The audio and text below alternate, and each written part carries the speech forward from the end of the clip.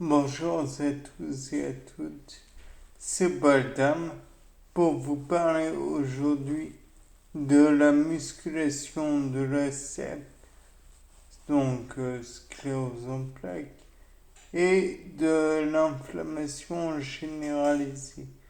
Bon, de prime abord, je sais, on dirait que rien ne va ensemble, mais il y a un lien tout de même.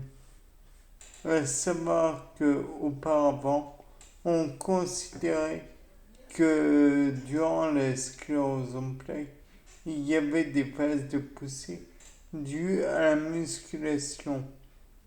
Or, on sait aujourd'hui que la sclérose en plaques fait des phases de poussée, certes dues à une inflammation qui est à peu près généralisée, mais on oublie de dire que la musculation est intéressante au quotidien puisqu'elle permet de reconstruire les dégâts causés lors de la poussée et de l'atrophie musculaire et tout et tout. Oui, le et tout est un tic verbal chez moi. Mais bon, toujours est-il que l'inflammation généralisée pourrait passer, certes, mais la musculation dans la sclérose en plaques, une fois qu'elle est passée cette inflammation, qu'est-ce qui vous empêche de faire, par exemple, une épreuve physique exigeante telle que le soulevé de terre? Certes, le soulevé de terre, c'est assez exigeant, mais ça muscle énormément de parties de votre corps. À commencer par les cuisses et particulièrement les ischio-jambiers, je pense. Bien que les fessiers doivent aussi bien participer, ce qui fait que, eh bien, la sclérose en plaques va probablement détériorer le muscle, mais vous pourrez le reconstruire. De plus, il y a une petite chose que je me suis dite.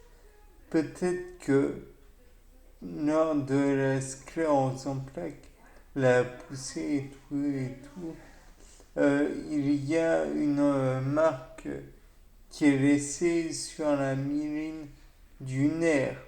Dans ce cas, peut-être que cette marque, une fois répétée, plusieurs fois répétée, il ne serait plus rien. Et donc, serait un lieu fait où le globule blanc ne pourrait plus attaquer la myéline. Dans ce cas, à chaque fois que vous avez une poussée, vous la faites certes, vous augmentez le nombre d'endroits où il y a eu cette blessure de la myéline, mais peut-être que dans ce cas, c'est un endroit où les globules blancs ne pourraient plus attaquer. Et donc, dans ce cas, ça ferait de cette portion, ce secteur de myéline, un endroit protégé. Et donc, on en viendrait à la comparaison avec la cassure de l'os. L'endroit où il y a eu une cassure sera surprotégé, oui, surconsolidé. De toute façon, la myéline va être mise à mal. Donc, qui sait? Après, on peut tenter de la retrouver par divers moyens. Mais le fait est que pour l'instant, on ne sait que la laisser reformer. Donc, à la limite, tentons. Je ne vais pas dire qu'on ne risque rien à essayer, mais au contraire, on a tout à perdre en essayant. Mais le fait est que c'est en essayant qu'on avance dans la vie. Certes, c'est pas drôle, mais de toute façon, la maladie en question n'est pas drôle. De plus, la musculation permet de consolider bien sûr les muscles, permet de faire aussi d'autres rencontres que vous ne feriez pas en d'autres lieux. Donc c'est un lieu, la salle de musculation, presque sociable. Et en conséquence, comme on voit beaucoup de personnes atteintes de sclérose en plaques